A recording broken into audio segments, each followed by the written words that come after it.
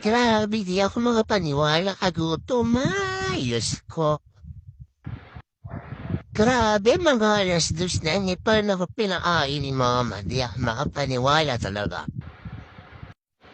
Kasi pinakain ako ni mama ng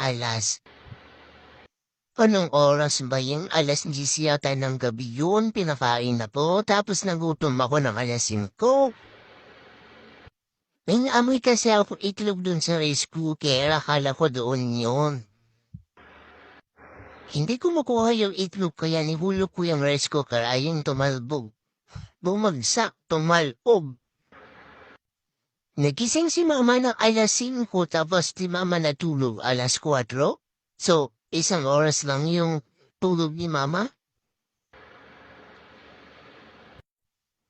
Akala po talaga hindi na ako pagagalitan at papaluin ni mama.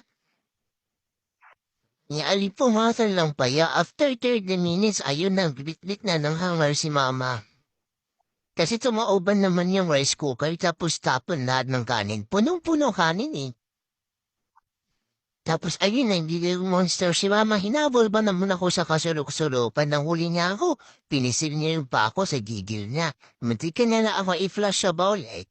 Nung nakaraan kasi, niligo niya ako ng hapon kasi tinaog ko rin ulit yung rice cooker. Nihulog ko sa galing sa taas, bumagsak. Ayun, tali ako maghapon pero nakakain na ho, 2:00 na ng hapon. Kawawa naman ako eh.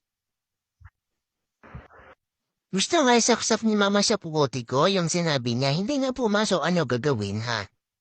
Sige na,